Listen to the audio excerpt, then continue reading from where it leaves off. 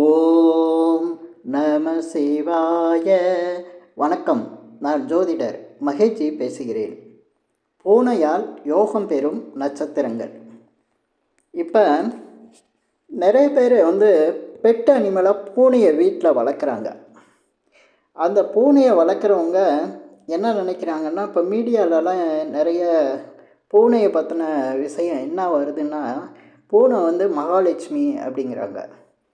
இது ஒரு தவறான ஒரு இது. பூனைங்கிறது எந்த நட்சத்திரம்னு தெரியணும். அப்போ அதை எப்படி மகாலட்சுமின்னு சொல்ல முடியும்? பூனைங்கிறது கேட்டை நட்சத்திரம், மகாலட்சுமிங்கிறது அனுச நட்சத்திரம். மகாலட்சுமியோட அக்கா தான் மூதேவின்னு சொல்லுவாங்க. அவங்களோட நட்சத்திரம் தான் கேட்டை நட்சத்திரம். இப்போ கேட்டை நட்சத்திரத்தை எப்படி நம்ம பூனையோட நட்சத்திரம்னு சொல்கிறோன்னா, கேட்டை நட்சத்திரம் அப்படிங்கிறதுலே அந்த கேட்சைன்னு ஒரு கல் இருக்கும். வைடூரியம், தமிழில் வைடூரியம்னு சொல்லுவோம். அது கேட்சை, கேட்டோட ஐ. அந்த கல்லை பார்த்தீங்கன்னா தெரியும், அப்படியே பூனையோட கண்ணு மாதிரியே இருக்கும். அதனால தான் பூனையோட நட்சத்திரம் கேட்டை. அப்படி இருக்கையில் அது எப்படி மகாலட்சுமியாக வரும்? மகாலட்சுமியோட அக்காவெல்லாம் வரும். அதை விட கேட்டை நட்சத்திரத்துக்கு நம்ம சாஸ்திரத்தில் என்ன சொல்லுவாங்கன்னா, மூத்தவள்னு தான் சொல்லுவாங்க. மூத்தவள்னா கேட்டைன்னு அர்த்தம். அதனால் பூனை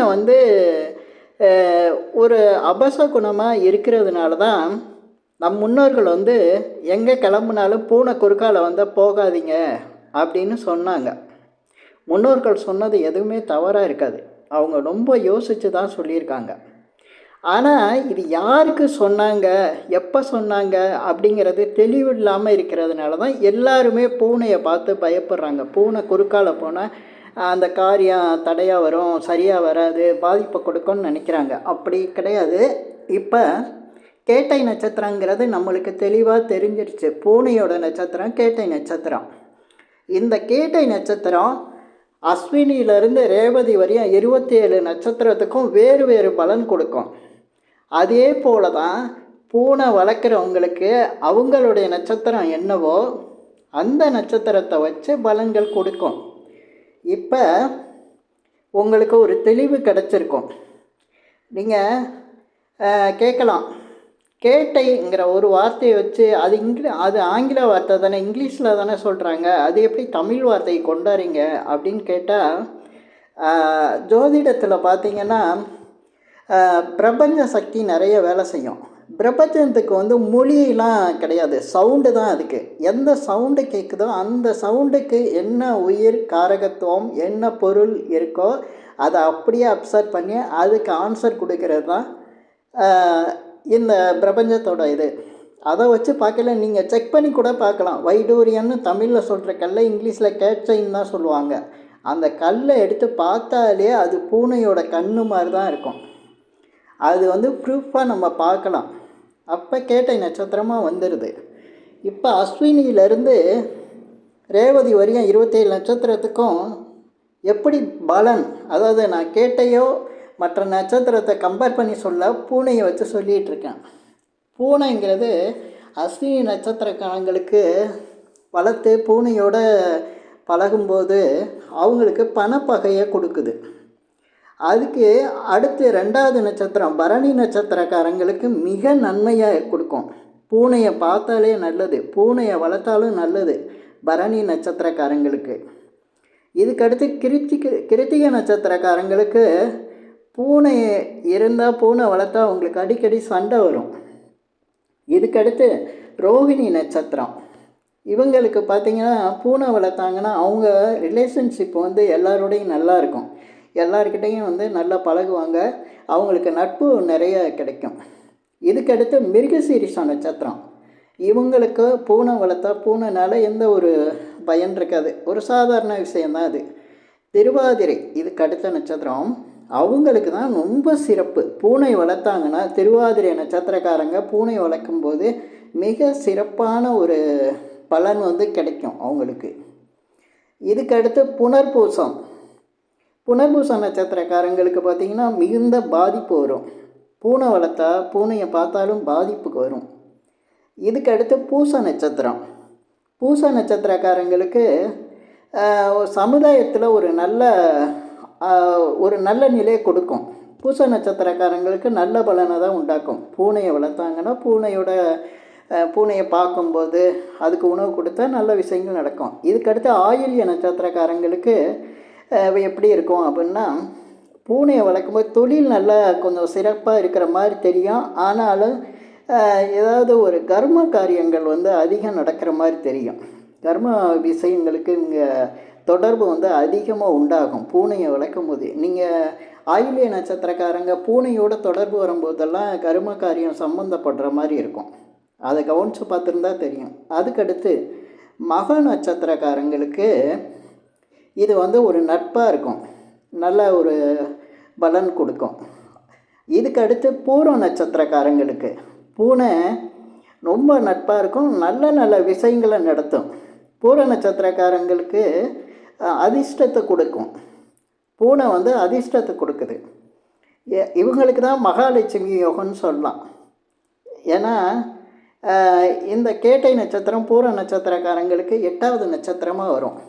இந்த 8 அப்படிங்கையிலே இங்கே மகாலட்சுமி வந்துடுவாங்க, அஷ்டலட்சுமி. இவங்களுக்கு மகாலட்சுமி யோகத்தை கொடுக்குது பூனை. இதுக்கடுத்து உத்திர நட்சத்திரக்காரங்களுக்கு பார்த்திங்கன்னா வதை கஷ்டங்களை கொடுக்கும். நிறைய உடல் நலிவு, மன கஷ்டம் இந்த மாதிரி கொடுக்கும் பூனையை வளர்த்தாங்கன்னா.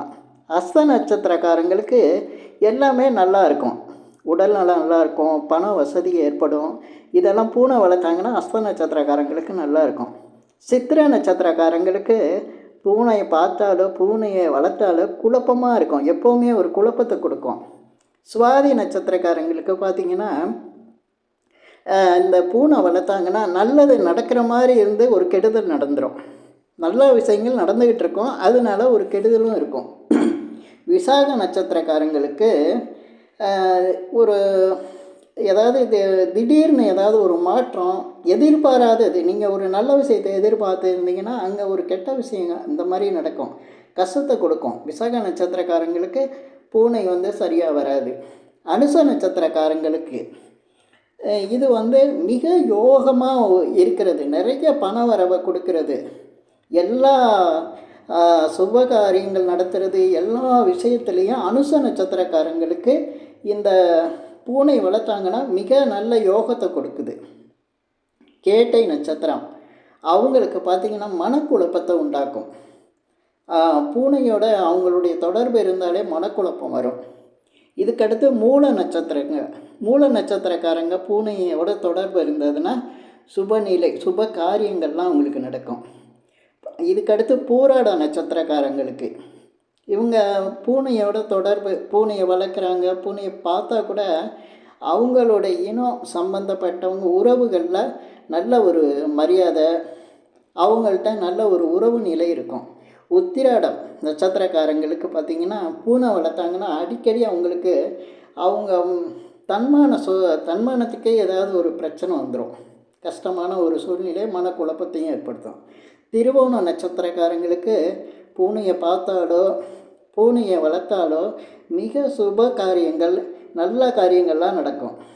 அவிட்ட நட்சத்திரக்காரங்களுக்கு இவங்களுக்கு தான் கரெக்டாக சொல்லுவாங்க, பூனை குறுக்கால வந்தால் எல்லாமே தடையாகணும். அதனால் அவிட்ட நட்சத்திரக்காரங்களுக்கு காரிய தடையை உண்டாக்கும், பூனை வளர்த்தாலும் சரி பூனையை பார்த்தாலும் சரி. இந்த சதய நட்சத்திரக்காரங்களுக்கு வந்து வைநாசிகன்னு சொல்லுவாங்க. வைநாசிகன்னா உங்களுக்கு தெரியும், நட்சத்திர தாரையில் மிக கஷ்டங்களை கொடுக்கறது, எல்லாமே வந்து தடையாக இருக்கிறது, அதுதான் வைநாசிகம். பூனை வந்து சதய நட்சத்திரக்காரங்களுக்கு சரியாக வராது.